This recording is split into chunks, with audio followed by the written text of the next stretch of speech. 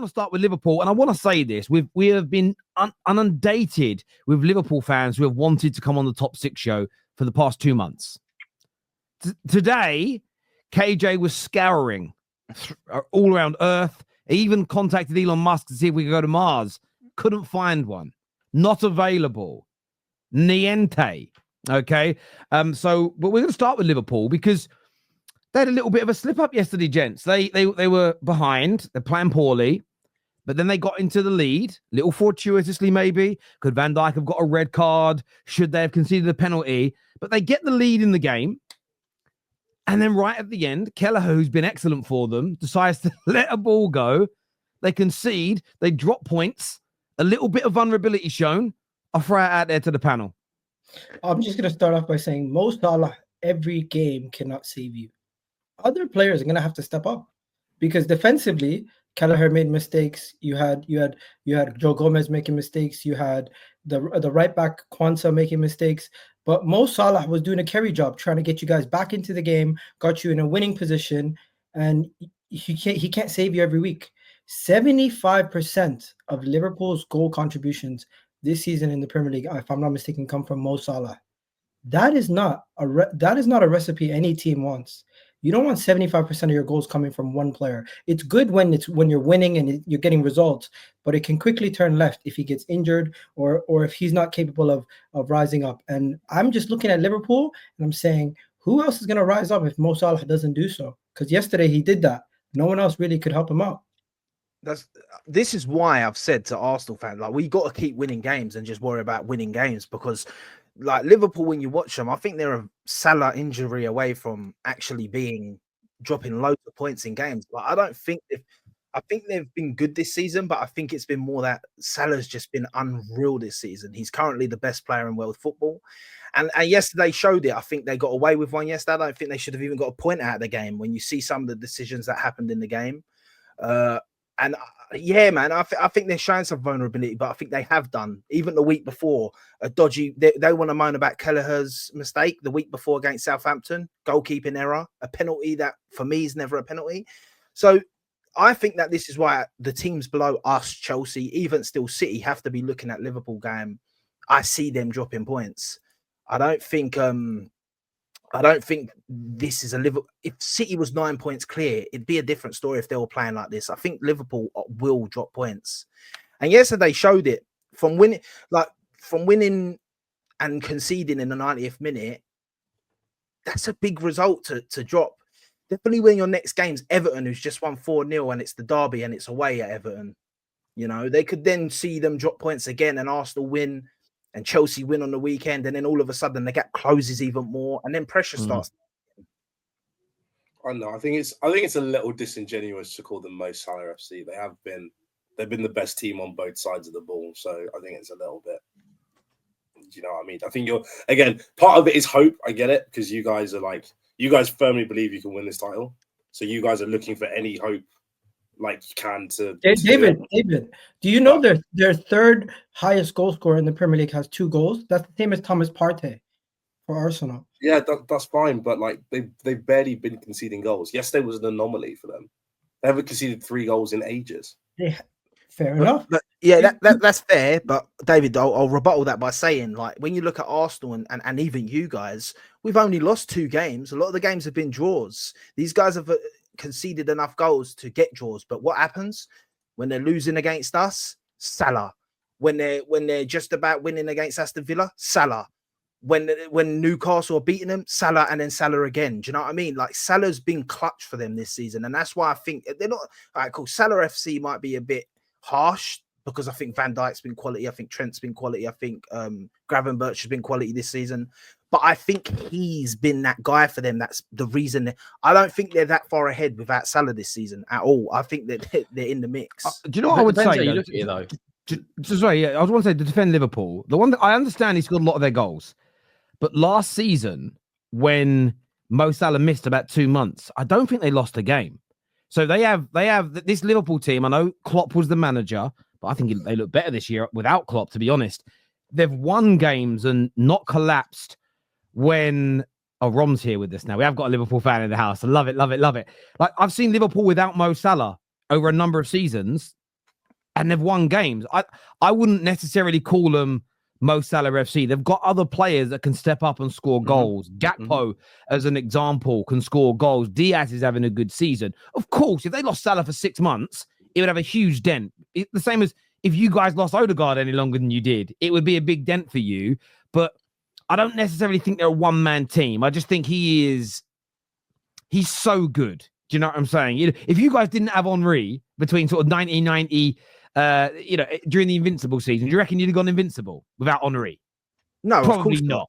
And I think that's what he is. He's that stardust. But I wouldn't necessarily call Liverpool a one-man team personally. Do you know why I think why that's disingenuous, right? Because obviously there's a player that we have out that other than Salah's our best finisher, which is Diogo Jota.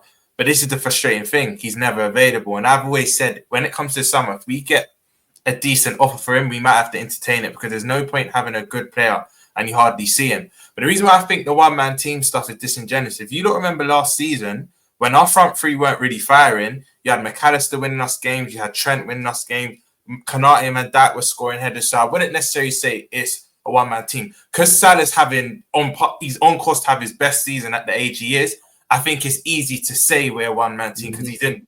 Him and Rafinha are probably the two best players in world football right now. So I think it's easy to say that we're a one-man team. But we've seen when he's been removed from the team, other players have chipped in. So I think it's a bit disingenuous. However, I agree to the notion, if he's not here, we would have struggled. I mean, to be involved in 70%, 72% of our goals, it's ridiculous. It is ridiculous. And I'd like them to be more shared.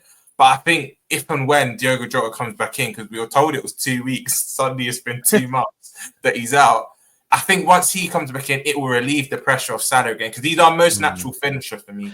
I will say this about yesterday, just quickly. Darwin Núñez had a game from hell. I mean, but them two misses from him. I'll be honest with you. I played football in the summer when we were at the Euros. He looked like us guys having a kickabout on a gravel pitch. Do you know what I mean? He looks, in fairness, I went for a volley, and David will tell you, KJ lost the footage on his way back from Germany. I hit a volley that Darwin Núñez tried, and it hit the crossbar post and went in. Darwin Núñez, oh my God, it was beyond the shank. It's beyond the fact that he didn't even get it on, because even if he gets on target, there was enough men to probably block the shot, but it's the fact it doesn't even go on target. It's got to the point, you'll get a lot of Liverpool fans that are outraged. When you just kind of accept someone for what they are now, like, I can't be angry at him because this is what he is. It's unfortunate, but this is what he is. And I think he'll be one that we move on in the summer.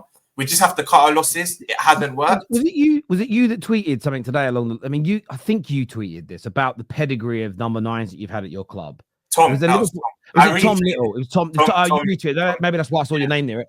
And it is so true. And I just think, look, Liverpool fans, I know you lot as a collective are one of the best fan bases in the world at protecting your players, standing by them. But Darwin Núñez could be the difference between a player of Darwin Núñez's level and an upgrade could be the difference between winning a Premier League title and missing out on it. Because when it comes to some of those, in the last 3 seasons, the amount of sitters that man has missed.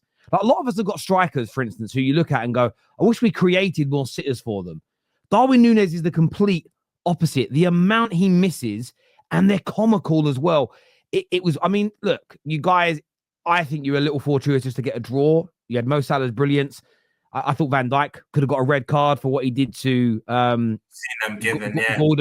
It was as deliberate as you like. And then I also thought you conceded a penalty should have conceded a penalty in the game. Kwanzaa doesn't touch the ball. It's not a massive amount of contact, but Isak is running at full pace. It's enough to knock him over. I know they stuck with their on-field decision and they stuck to the protocol, which is fair. But you had Darwin Núñez had the opportunity in that game to put you 4-5 goals on the score sheet, which would have meant it doesn't matter about those decisions in the cold, hard light of day. You'd have walked. It doesn't matter about Kelleher's mistake. Even though Salah saved you, Darwin Núñez shouldn't be relieved of the criticism of missing those chances in the end because you didn't win. And I think that it's a long way to go. You're still 7 points clear, but I just looked at those Darwin Núñez moments and thought, oh, little moments like that could be the difference come May, Terry, especially the one that was a tap-in, because if I'm not mistaken, we were level at that point, and moments of a game are always key. I think if we go ahead, it relieves a lot of pressure. But I don't like to speak about refereeing decisions, but I actually think it was balanced. There's some Liverpool fans that call him disgrace, some Newcastle fans. I think he had decisions go but against each team, because for me, the foul leading into to Shah's equaliser wasn't a foul. But then you look at the dying moments when the ref blows the whistle and they're on a 3v2. So I think this is graceful. Yeah, I'm not gonna lie, Gal. If that was my players going in and the whistle blows, I would be fuming. No, I agree. I would be fuming as well. But I just think. Can I ask you a question? Did they score? Yeah, because there was 5 minutes of time added on, wasn't there? But there was a delay within the 5 minutes, I think, of like a minute of. Terry, it was 11 seconds after extra time. It was 11 seconds after the allowed 5 minutes that they stopped it on the corner. And what people fail to realize is added time is a minimum. It's not maximum. It's a minimum. The question that Newcastle fans are asking, and it's fair, is if it was the other way around and you were running through on goal 2v1, would they have blown up? I remember another time. It's different to time added on, but I remember we played Man United versus Liverpool at Old Trafford. I went to the game, and I remember the day vividly because it was the day after my work. Barclays used to do its Christmas parties in January. Strange because it was cheaper. Because you've got so much money. But anyway, and it was the day after. I got picked up at 2 a.m. at this party by the lads I used to go Old Trafford with. That's why I remember the day so vividly. And we won the game in the end, but there was a moment where your goalkeeper, and I want to say it was Pepe Reina at the time. This must have been about 2013, 14, something like that. So maybe it was Pepe Reina, maybe it was Mignolet. Yeah. And he was down injured, right? And you guys carried on attacking, and you nearly scored. But we cleared the ball and countered. And as we're countering, the ref said, no, you can't play on because they've got the goalkeeper down injured. And I remember the level of anger that drew up through me. I said, hang on, if they're okay to play on, you've got to allow the counterattack in the opposite direction, because I just find that's the way it should be. But yeah, look, referee yesterday I thought was really poor in that match. And, it ended a draw. And there was calls for you guys to have a penalty. There was the handball, which I don't think was one. There was the pull on the shirt, which again I think's a foul, but it was fleeting. And all season those little pulls haven't been given, so the consistency was there. But